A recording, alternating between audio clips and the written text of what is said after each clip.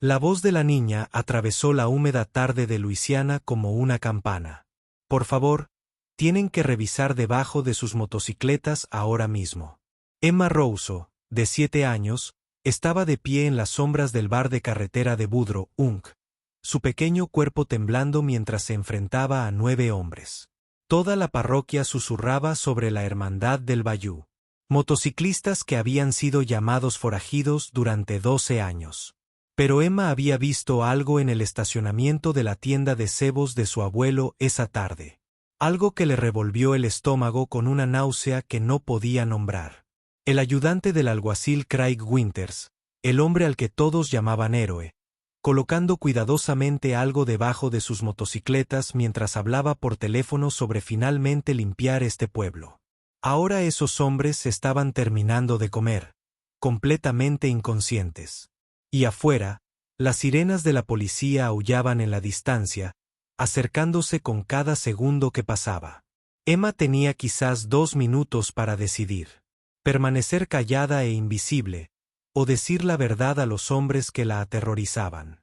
Sus siguientes palabras lo cambiarían todo.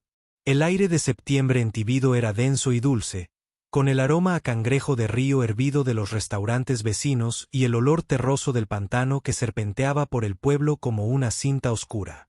El bar de carretera de Woodrow, Unk, se encontraba en la carretera 1. Un edificio desgastado con revestimiento de madera de ciprés y techo de hojalata que había sobrevivido a 3 huracanes. El letrero de neón de la cerveza Abbey en la ventana parpadeaba rítmicamente, proyectando sombras ambarinas sobre el estacionamiento de grava. Emma se apretó contra los tablones de madera tosca del exterior del edificio, sus zapatillas desgastadas crujían sobre las conchas de ostras esparcidas bajo los cimientos elevados. A través de la ventana, podía verlos. 9 hombres con chalecos de cuero con parches que proclamaban su lealtad al club de motociclistas Hermandad del Pantano. Sus chalecos mostraban una mocasín de agua enrollada sobre un fleur-de-lis y en sus espaldas palabras que hacían que los padres acercaran a sus hijos en los supermercados. El líder se sentaba a la cabecera de la mesa, un hombre llamado Jack Gatur Landry, de unos 50 y tantos años, con el pelo oscuro con mechas plateadas recogido hacia atrás y el rostro curtido por años de cabalgar bajo el sol y la tormenta de Luisiana. A su alrededor estaban sus hermanos, hombres con nombres de calle como Swamp Dogg, R.U. y Cyprus, cada uno con historias escritas en cicatrices y tatuajes. Emma conocía su reputación. Todos en la parroquia de La Ford la conocían. Los profesores advertían a los estudiantes sobre ellos. Los dueños de tiendas los vigilaban atentamente. La policía pasaba por delante de su casa club en Bayou Road más que en ningún otro lugar. Eran forasteros, alborotadores, peligrosos. Pero Emma también sabía algo más. La primavera pasada, cuando la camioneta de su abuelo se averió en el camino del dique durante una inundación repentina, fue R.U. quien se detuvo, quien trabajó con el agua hasta las rodillas durante 1 hora para poner el motor en marcha. Quien rechazó la oferta de dinero de su abuelo, diciendo simplemente, «Nosotros nos encargamos de los nuestros aquí, Scher. Eres Luisiana. Eso te convierte en familia». Su abuelo lloró esa noche, no de miedo, sino de vergüenza, por sus propios prejuicios. Ese recuerdo parpadeó ahora mientras Emma veía a Gator echar la cabeza hacia atrás, riéndose de algo que dijo Swamp Dogg. Parecían tan comunes, compartiendo platos de Buda y vasos de té dulce. Hacía que lo que tenía que hacer fuera aún más aterrador. La puerta del bar de carretera se sentía imposiblemente pesada. Las bisagras crujieron cuando Emma la abrió, y la conversación se atenuó cuando 9 pares de ojos se volvieron hacia ella. Se le secó la boca. «Niña, ¿te perdiste?» La voz pertenecía a un miembro más joven con tatuajes de cipreses y caimanes en las mangas. La voz de Emma salió apenas por encima de un susurro. «Necesito hablar con todos ustedes». Gator se reclinó en su silla, su expresión cautelosa. El restaurante había quedado completamente en silencio. Incluso Marie, la camarera de 65 años que había trabajado en Woodrow desde antes de que Emma naciera, se había congelado con una imagen de té suspendida en el aire. Necesitas hablar con nosotros, repitió Gatter, su acento Sinjun suavizando sus palabras. ¿Cómo te llamas? ¿Petite? Emma. Emma Russo. Mi papá. Lo ayudaste con su camioneta en el dique. El reconocimiento cruzó el rostro barbudo de R.U. Recuerdo el viejo Chevy azul. Tu papá hace las mejores trampas para cangrejos de la parroquia.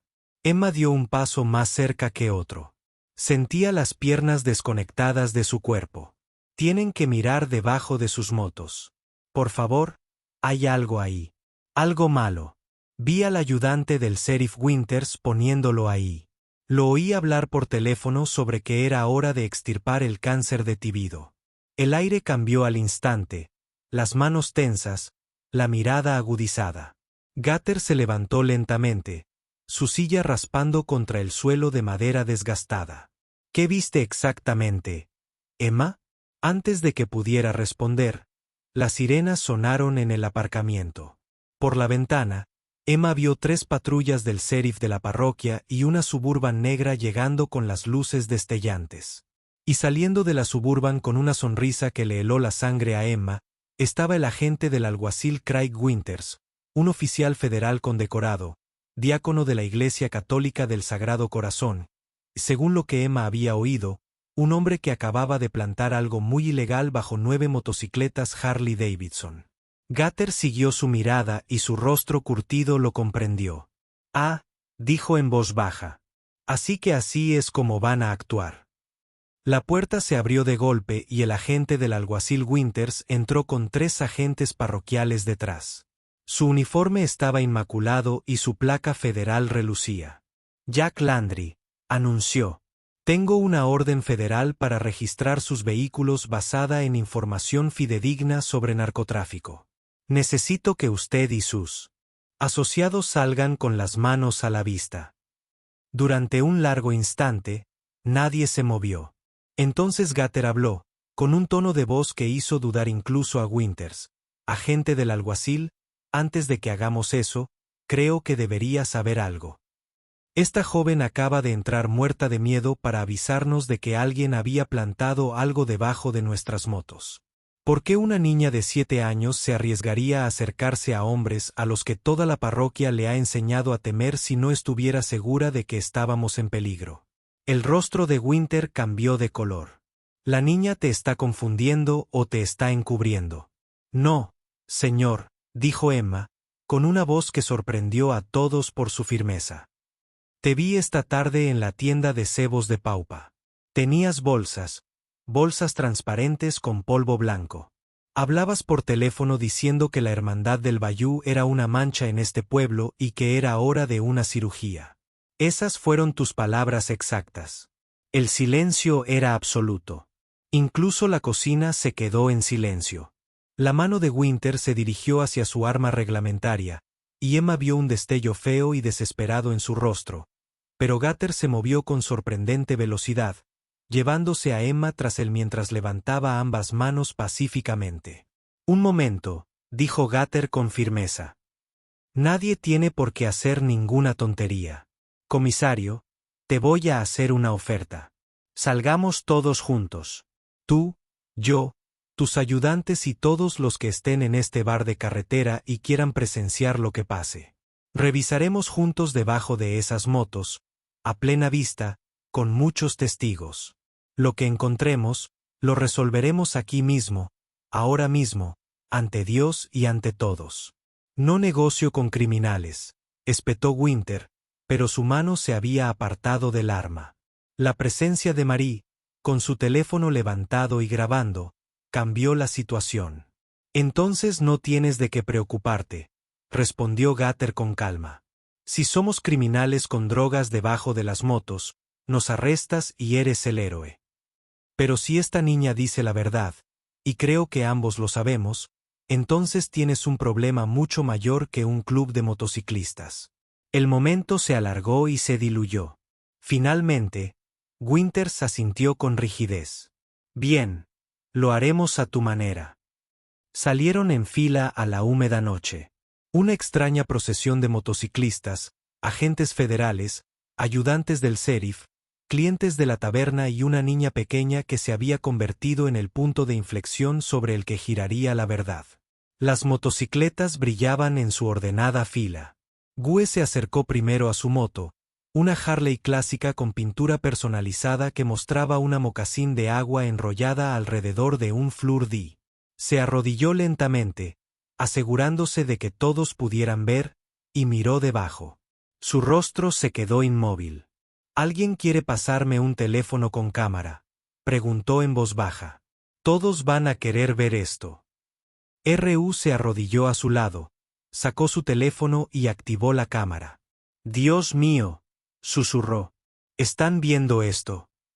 Emma se interpuso entre Marie y su madre, que había aparecido corriendo desde el Dólar General calle abajo. Desde su posición privilegiada, podía ver la pantalla del teléfono de R.U. Allí, sujetas con bridas al marco, había 3 bolsas de plástico transparente, cada una con aproximadamente 1 kilo de polvo blanco cristalino. Pero lo que dejó atónitos a todos no fueron solo las drogas. Fueron las etiquetas de evidencia claramente visibles a través del plástico, marcadas con números de casos federales y un pequeño rastreador GPS, cuya luz roja aún parpadeaba. «Esas son bolsas de evidencia federales», susurró alguien. «Esas son bolsas de evidencia federales oficiales». Winters se había puesto gris. «Eso es imposible. Alguien debió haberlas robado para incriminarme». «¿Incriminarte?». Gatter se puso de pie, moviéndose metódicamente por la fila de motocicletas. «Esas etiquetas de evidencia están numeradas. Se pueden rastrear. Cada bolsa registrada como evidencia federal tiene un registro en papel, firmas, marcas de tiempo, y estoy dispuesto a apostar que cuando Asuntos Internos revise esos registros, encontrarán tu nombre por todas partes». Uno de los agentes más jóvenes, un chico llamado Tibido, que solo llevaba 2 años en la policía, se había puesto pálido. Sacó su teléfono y empezó a fotografiarlo todo. «Agente Marsal», dijo con la voz quebrada. «Creo que tenemos que llamar a la oficina del FBI en Nueva Orleans ahora mismo». «No harás tal cosa», espetó Winters. «Soy el oficial federal de mayor rango aquí, y te ordeno que hagas ¿qué?», interrumpió Gatter. «Ayudarte a encubrir una trampa. Somos contribuyentes. Somos veteranos. Swamp Dogg estuvo 3 periodos en Irak. Cypress es voluntario en el centro juvenil enseñando a los niños a conducir motocicletas. Rude dona al banco de alimentos todos los meses». Dio un paso hacia Winters. A pesar de ser más bajo y ligero, de alguna manera Gatter parecía sobrepasar al oficial federal. «Somos las personas a quienes juraste proteger. En cambio, decidiste que éramos demasiado diferentes, demasiado aterradores, demasiado fuera de tu zona de confort. Decidiste destruirnos en lugar de vivir con nosotros». María avanzó, con el teléfono aún grabando. «Te conozco desde hace 20 años, Craig Winters. Tu mamá y la mía estaban en el mismo consejo parroquial. Te vi crecer, y te digo ahora mismo delante de todos que has avergonzado a tu placa y avergonzado a esta parroquia». Otras voces se unieron a la suya. «El señor Boudreaux, el dueño del bar de carretera. Estos chicos nunca me han causado un minuto de problemas. Pagan en efectivo. Son respetuosos. No empiezan peleas. La señora Estivido, la madre de la gente que dirigía la biblioteca. Donaron 3,000 pesos a nuestro programa de alfabetización la Navidad pasada. Anónimos, pero reconocí la letra de R.U. La marea estaba cambiando. Las personas que habían cruzado la calle para evitar a los motociclistas ahora formaban un semicírculo protector a su alrededor. Los teléfonos grabados desde todos los ángulos. La verdad se estaba documentando en tiempo real. El agente Tibido se interpuso entre Winters y Gatter. «Señor, no empeore esto, por favor». Se acercaron más sirenas. 2 vehículos del FBI de la oficina de campo de Nueva Orleans se detuvieron, llamados por alguien en la multitud cuyo sentido de la justicia había atravesado el caos. La siguiente hora transcurrió en un torbellino de agentes federales, recolección de pruebas y el cuidadoso desmantelamiento de la carrera de un oficial corrupto. Los técnicos del FBI en la escena del crimen retiraron y catalogaron cada bolsa de debajo de cada motocicleta, fotografiando las etiquetas de las pruebas y los rastreadores GPS. Emma contó su historia 3 veces a diferentes agentes. Cada vez, su madre la tomó de la mano, y cada vez, Gatter y sus hermanos se sentaron cerca, un muro de cuero y lealtad que la hacía sentir protegida en lugar de asustada. Fue el agente Thibodeau quien encontró la pieza final, una tableta en el vehículo de Winter con notas detalladas, fechas, horas, planes, nombres de otras personas a las que se había dirigido, principalmente personas de color, inmigrantes, cualquiera que no encajara en su visión de lo que Thibodeau debería ser. Lleva años haciendo esto, le dijo el agente principal del FBI a Gatter en voz baja. Tendremos que revisar todos los casos que tocó. Al caer la noche y al dispersarse la multitud, Emma se acercó a Gatter con vacilación. Él se agachó a su altura, con su rostro curtido y gentil. «¿Estás bien, Emma?» Ella asintió, aunque tenía los ojos enrojecidos. Tenía mucho miedo. «De todas formas, elegiste ser valiente», dijo Gatter en voz baja. «¿Sabes lo raro que es eso? Todos dicen que eres peligrosa». «Sé lo que dicen», respondió Gatter. «La gente teme a lo que no entiende. Pero tú no dejaste que el miedo te impidiera hacer lo correcto». R.U. se acercó, su sombra se cernía sobre ellos. «Nuestra hermanita nos salvó la vida hoy». «Lo hizo». Gatter asintió. «La pregunta es, ¿qué hacemos al respecto?» Emma parecía confundida. «No tienes que hacer nada. En nuestro mundo, cuando alguien te salva la vida, le debes algo», dijo Gatter. «No dinero, sino protección. Ahora eres parte de nuestra familia, Petite. Si alguien se mete contigo, se mete con todos nosotros». Sacó una pequeña pulsera de cuero con un dije plateado de fleur de lis. «Esto era de mi hija. Murió hace 5 años en un accidente de coche. Tenía más o menos tu edad. Era valiente como tú. Se enfrentó a los abusadores. Siempre hizo lo correcto, incluso cuando la asustaba». Emma se quedó sin aliento. «No puedo soportarlo. Precisamente por eso quiero que lo tengas», insistió Gatter, presionando. En su pequeña mano.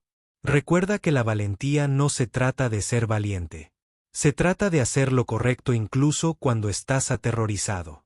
Si crees en el poder de la observación, en confiar en tus instintos y en la valentía que se necesita para hablar cuando algo parece estar mal, entonces haz una pausa, dale a me gusta, comenta, comparte y suscríbete a Jinete Sin Límites.